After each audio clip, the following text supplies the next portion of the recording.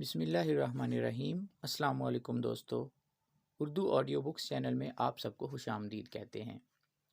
آج چنگیز خان کی ایک اور بہت انٹرسٹنگ ایپیسوڈ کے ساتھ آپ کی خدمت میں حاضر ہیں۔ آج کی ایپیسوڈ میں ہم دیکھیں گے کہ چنگیز خان نے کس طرح جلال الدین خوارزم شاہ کے ساتھ سندھ کی لڑائی کی اور اس لڑائی میں جلال الدین خوارزم شاہ نے بہادری کے کون سے کارنامے سر انجام دیے۔ تو چلیں ناظرین، شروع کرتے ہیں۔ جب جلال الدین خوارزم شاہ مشرق میں فوج جمع کر رہا تھا تو چنگیز خان کا خیال یہ تھا کہ خوارزمی شہزادے سے مقابلے کے لیے تولی کو بھیجے، جس پر وہ اپنے سپہ سالاروں میں سب سے زیادہ اعتماد کرتا تھا۔ لیکن اسی زمانے میں اسے ہرات کی بغاوت کی خبر ملی، اس لیے خان نے ایک بہت بڑی فوج کے ساتھ تولی کو مغرب میں ہراسان بھیج دی۔ خوارزمی فوج کی تلاش اور اس کے مقابلے کے لیے 60,000 فوج کے ساتھ خود چنگیز خان نے میدان جنگ کا رخ کیا۔ اس کے راستے میں کوئی بابا کے کوہساروں میں بامیان کا مسلح شہر پڑتا تھا، وہ خود اس کا محاصرہ کرنے کے لیے ٹھہر گیا اور اپنی فوج کا ایک بڑا حصہ ارہون کی سرکردگی میں جلال الدین خوارزم شاہ کے مقابلے کے لیے روانہ کیا۔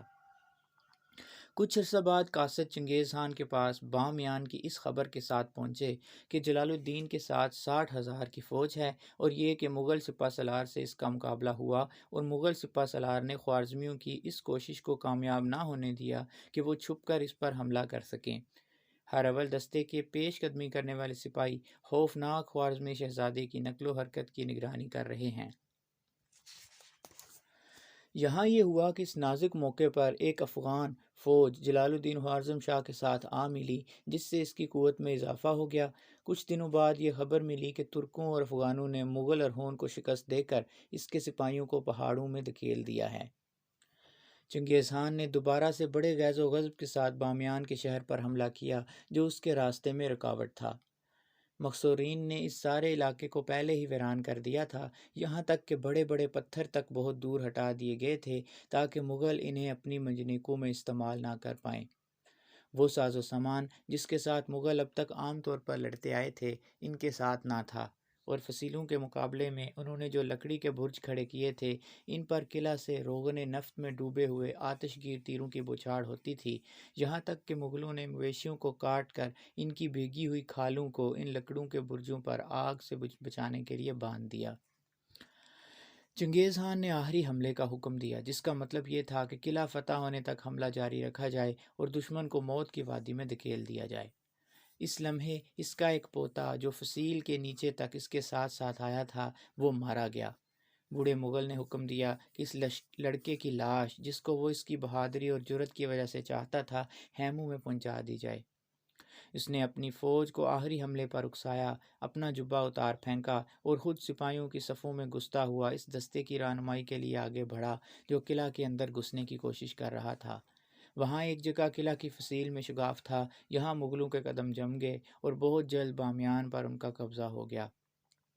فصیل کے اندر ہر جاندار کو تہہ تیگ کر دیا گیا اور مسجدوں اور محلوں کو مسمار کر دیا گیا، یہاں تک کہ مغل بھی بامیان کو موبلیغ یعنی غم کا شہر کہتے تھے۔ چنگیز خان بامیان کی فتح کے بعد فوراً بامیان کو چھوڑ کے اپنے منتشر لشکر کو اکٹھا کرنے چل پڑا۔ یہ دستے پہاڑوں سے ہوتے ہوئے اس کی طرف ہی آ رہے تھے۔ شکست کھانے پر بھی یہ اتنے زیادہ بدحال نہیں ہوئے تھے۔ خان نے ان سب دستوں کو اکٹھا کیا اور ان کی وفاداری اور ثابت قدمی کی تعریف کی، بجائے اس کے کہ وہ اس بد نصیب ارہون پر الزام دھرتا جس نے جلال الدین خوارزم شاہ کے ہاتھوں شکست کھائی تھی۔ وہ اس کے ساتھ اس میدان جنگ کا معائنہ کرنے گیا اور اس سے جنگ کی تفصیلات پوچھتا رہا، ارہون کو سمجھاتا رہا کہ اس نے کس کس موقع پر کیا غلط چال چلی۔ جلال الدین خوارزم شاہ نے فتح کے بعد اپنی قابلیت کے جوہر اس طرح نہ دکھائے جیسے شکست کے عالم میں اس نے پامردی اور ہمت کے جوہر دکھائے تھے۔ اس کے لیے وہ لمحہ فکریہ تھا جب اس کے سپاہیوں نے مغل سپاہیوں کو عذاب دے دے کے مارا اور جنگ میں لوٹے ہوئے گھوڑے اور ہتھیار آپس میں بانٹ لیے، لیکن افغانی اس کے افسروں سے لڑ جھگڑ کر اسے چھوڑ کر واپس چلے گئے۔ دوسری طرف چنگیز خان اس کے خلاف پیش قدمی کر رہا تھا۔ ایک فوج کو اس نے الگ روانہ کیا کہ افغانوں کی نقل و حرکت کی نگرانی کرے۔ جلال الدین غزنی کے مشرق کی جانب پیچھے ہٹا، لیکن مغل تیزی سے اس کا پیچھا کر رہے تھے۔ اس نے نئے حلیفوں کو اپنی کمک کے لیے بلانے کے لیے قاصد بھیجے، لیکن اس کے راستے میں مغل حائل تھے جو تمام دروں پر قابض تھے اور اس کی نگرانی کر رہے تھے۔ اپنی 30,000 فوج کے ساتھ جلال الدین خوارزم شاہ پہاڑیوں سے نیچے اترا اور دریائے سندھ کی وادی میں پہنچا۔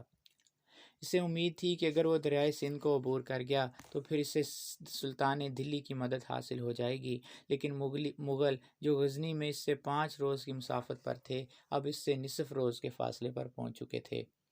اس دوران میں چنگیز خان نے اپنی فوج کو صرف کھانا پکانے کے لیے گھوڑوں سے اترنے کی اجازت دی تھی۔ اپنی جان کی بازی لگا کر خوارزم شاہ کے شہزادے نے دریائے سندھ کی جانب رخ کیا اور یہ دیکھا کہ وہ ایک ایسے مقام پر ہے جہاں دریا کا بہاؤ اتنا تیز اور پانی اتنا گہرا ہے کہ دریا کو پار نہیں کیا جا سکتا۔ وہ آخری مقابلے کے لیے پیچھے پلٹا۔ اس کا بایاں پہلو ایک پہاڑ کی وجہ سے محفوظ تھا اور اس کے دائیں بازو پر دریا کا موڑ اس کی حفاظت کر رہا تھا۔ مسلمان جنگجو جو اپنی آبائی سرزمین سے نکال دیے گئے تھے بے رحم مغلوں سے طاقت آزمائی کے لیے تیار ہوئے۔ جلال الدین خوارزم نے حکم دیا کہ کنارے پر جتنی کشتیاں ہیں جلا دی جائیں تاکہ اس کے سپاہیوں کے دل میں بچ کر بھاگ جانے کا خیال بھی نہ پیدا ہو۔ میدان جنگ میں اسے اپنی پسند کی جگہ مل گئی تھی، اب اس کا فرض تھا کہ یا تو اس جگہ کو سنبھالے یا پھر نیست و نابود ہو جائے۔ صبح کے آثار طلوع ہوتے ہی مغل سارے محاذ پر آگے کی جانب بڑھے۔ جب اندھیرا چھٹا پو پھٹی تو وہ باقاعدہ صف آرا نظر آئے۔ چنگیز خان اور اس کا نشان اور حقانی محافظ دستہ کے 10,000 سپاہی کلب کے لشکر کے پیچھے تھے۔ شروع میں انہوں نے لڑائی میں حصہ نہیں لیا۔ سب سے پہلے تیز و تند خوارزمی شہزادے نے ہی اپنے سپاہی آگے بڑھائے۔ اس کا میمنہ جو مسلمان فوجوں کا سب سے طاقتور عنصر ہوا کرتا تھا، امین الملک کی سرکردگی میں مغلوں کے میسرا سے ٹکرایا اور اس پر اس شجاعت سے حملہ کیا کہ مغلوں کو دریائے سندھ کے کنارے پیچھے ہٹنا پڑا۔ حسب معمول مغل دستوں میں بٹ کر منتشر ہو گئے اور خان کے ایک بیٹے کے جھنڈے تلے جمع ہوئے اور پھر منتشر کر دیے گئے۔ دائیں طرف والے اونچے سنگلاخ پہاڑوں کی وجہ سے مغلوں کو رکنا پڑا۔ جلال الدین خوارزم شاہ نے اس مقام سے کچھ دستے ہٹا کر امین الملک کے بڑھتے ہوئے میمنہ کی کمک کے لیے بھیجے۔ تھوڑی دیر بعد اس نے پہاڑوں کی حفاظت کرنے والے حصے سے کچھ اور دستے ہٹا لیے تاکہ اپنے قلب اور لشکر کو مضبوط بنائے۔ تقدیر کے اس کھیل میں فتح حاصل کرنے یا سب کچھ کھونے کا فیصلہ کر کے اس نے اپنی فوج کے منتخب دستوں کے ساتھ مغلوں کے قلب لشکر پر دھاوا بول دیا اور مغلوں کو کاٹتا ہوا مغلوں کے نشان اور چنگیز خان کو ڈھونڈتا ہوا ان کے قلب میں جا گھسا۔ لیکن بوڑھا مغل وہاں موجود ہی نہیں تھا۔ خان کا گھوڑا مارا جا چکا تھا اور وہ کسی اور گھوڑے پر سوار ہو کر نامعلوم منزل کی جانب چل دیا تھا۔ اس گھمسان کی جنگ میں کچھ دیر کے لیے تو لگتا تھا کہ خوارزمیوں نے فتح حاصل کر لی اور مسلمانوں کے نعرے گھوڑوں کی ٹاپوں، تلوار کی چھنکار اور زخمیوں کی چیخ پکار کے درمیان بلند ہونے لگے۔ مغلوں کا قلب لشکر جو اس دھاوے کی وجہ سے ہل کر رہ گیا تھا جم کر لڑتا رہا۔ چنگیز خان نے بانپ لیا تھا کہ خوارزمیوں کے میسرا کے تقریباً سارے کے سارے سپاہی دوسرے حصوں کی طرف بھیج دیے گئے ہیں۔ اس نے حکم دیا کہ بلا نویان کی سرکردگی میں ایک تومان جس طرح بھی ممکن ہو پہاڑوں کے اس پار پہنچ جائے، اور جن نقیبوں سے وہ سوالات پوچھ رہا تھا انہی کو اس نے تومان کے رہبر بنا کے بھیج دیا۔ یہ مغلوں کی پرانی الٹ دینے والی چال تھی جس سے وہ اپنے دشمن پر چھا جاتے تھے۔ بلا نویان اور اس کے سپاہی رہبروں کے ساتھ دشوار گزار گھاٹیوں میں سے ہوتے ہوئے سنگلاخ اور ناقابل عبور چٹانوں پر چڑھتے ہوئے آگے بڑھے۔ کچھ سپاہی اس دوران نیچے گھاٹیوں میں جا گرے، لیکن سپیر کو اس تومان کا ایک بڑا حصہ چوٹی پر جا پہنچا اور اس جگہ کی حفاظت کے لیے جلال الدین خوارزم شاہ نے جو تھوڑے سے سپاہی چھوڑے تھے ان پر پل پڑا۔ پہاڑوں کی اس فصیل کی طرف سے خوارزمیوں کا بازو محصور ہو گیا۔ بلا نویان نے اپنے دشمنوں کے لشکر پر حملہ کر دیا۔ اس دوران چنگیز خان اپنے 10,000 بھاری سواروں کو لے کر قلب لشکر کی جانب نہیں، جہاں جلال الدین خوارزم شاہ کے حملے کا بہت زیادہ خطرہ تھا، بلکہ اپنے شکست خوردہ میسرا کی مدد کو جا پہنچا۔ اس کے حملے سے امین الملک کی فوج کے قدم اکھڑ گئے۔ اس کے تعاقب میں چنگیز خان نے وقت ضائع نہیں کیا۔ فی الفور اپنے دستوں کی ترتیب نو کر کے اس نے جلال الدین خوارزم شاہ کے پہلو پر حملہ کر دیا جو قلب میں اس کے قلب لشکر سے لڑ رہا تھا۔ دریا کے پاس جلال الدین خوارزم شاہ کا جو دستہ تھا وہ اور اس کے اور جلال الدین کے درمیان حائل ہو گیا۔ ایک طرف خون اشام وحشی انسانیت کا خون نچوڑنے والے، دوسری طرف شیر صفت لیکن تھکے ہوئے مسلمان، انسانیت کی جان بچانے والے اس بوڑھے مغل کی فراست، چالاکی اور جنگی چال کا شکار ہو گئے۔ یہ آخری چالیں اس نے اس طرح چلی تھیں جیسے کوئی شطرنج میں شہ دیتا ہے۔ یہ جنگ بڑی تیزی اور شفاقی سے انجام کے قریب تھی۔ جلال الدین خوارزم شاہ نے نا امیدی کے عالم میں ایک آخری کوشش کی۔ چنگیز خان کے محافظ دستوں پر حملہ کیا اور کوشش کی کہ اپنی فوج کو دریا کے کنارے سے ہٹا لے، مگر مغلوں نے اس کا تعاقب کیا۔ اس کے دستے منتشر کر دیے گئے۔ بلانویان اس پر پورا دباؤ ڈالے ہوئے تھا اور بالآخر جب جلال الدین خوارزم شاہ دریا کے اونچے کنارے پر پہنچا تو اس کے ساتھ صرف 700 ساتھی زندہ بچے تھے۔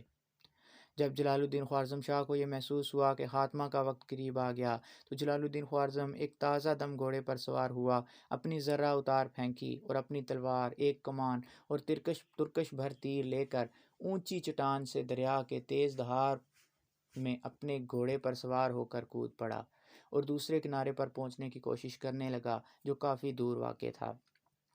چنگیز خان نے حکم دیا کہ خوارزمی شہزادے کو زندہ گرفتار کیا جائے۔ مغل اب باقی بچ جانے والے خوارزمیوں کو گھیر چکے تھے اور خان نے اپنے گھوڑے کو چابک لگایا اور میدان جنگ سے ہوتا ہوا دریا کے کنارے پر پہنچا، جہاں اس نے 20 فٹ اونچی چٹان سے خوارزمی شہزادے کو دریا میں کودتے دیکھا۔ تھوڑی دیر تک وہ خاموشی سے جلال الدین خوارزم کو دیکھتا رہا، پھر انگلی اٹھاتے ہوئے بے ساختہ تحسین و آفرین کے الفاظ خان کی زبان پر آئے۔ وہ باپ کتنا خوش قسمت ہے جس کا بیٹا اتنا بہادر ہو۔ اس نے جلال الدین خوارزم کی جرأت اور شجاعت کو خراج تحسین پیش کرنے میں تاخیر نہیں کی، لیکن وہ اسے زندہ نہیں چھوڑنا چاہتا تھا۔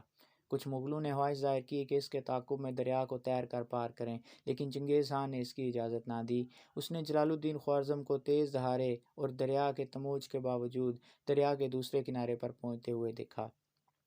دوسرے دن اس نے ایک تومان بلانویان کی سرکردگی میں بھیجا کہ دریا کو ایک آسان مقام سے پار کرے۔ یہ بلانویان وہی سردار تھا جس نے سنگلاخ چٹانوں اور چوٹیوں پر چڑھ کے خوارزمیوں کی فوج پر پہلو کی جانب سے حملہ کیا تھا۔ بلانویان نے ملتان اور لاہور کو تاراج کیا، فرار ہونے والے شہزادے کا پتہ چلانے کے لیے تعاقب کیا، لیکن پھر دلی جانے والے قافلوں کے ہجوم میں اس کا مزید کوئی سراغ نہ لگ سکا۔ گوبی کی سطح مرتفع کے باشندوں کو یہاں کی شدید گرمی بہت عجیب محسوس ہوئی اور بلانویان نے واپس آ کر خان سے عرض کی، ان علاقوں کی گرمی سے آدمی مر جاتے ہیں اور وہاں کا پانی تازہ نہیں ہے اور نہ ہی صاف ہے۔ اس سے پتہ چلتا ہے کہ یہ حملہ سخت موسم گرما میں کیا گیا اور اس گرم ترین موسم میں ملتان کی طرف پیش قدمی اور بلانویان کا واپس پلٹ جانا اور باقی علاقوں کا مغلوں کی یلغار سے محفوظ رہنے میں اس علاقے کی آب و ہوا اور موسم کا عمل دخل شامل ہے۔ اس سے شمالی حصے کے علاوہ باقی ہندوستان بھی مغلوں کی یلغار سے بچ گیا۔ جلال الدین زندہ بچ گیا، لیکن اس کی عظمت کا وقت گزر چکا تھا اور اس کے باوجود بھی وہ مغلوں کے لشکر سے لڑتا رہا، لیکن اب اس کی حیثیت ایک آوارہ گرد بہادر کی سی تھی جس کا اپنا کوئی وطن نہ تھا اور وہ بے ساز و سامان تھا۔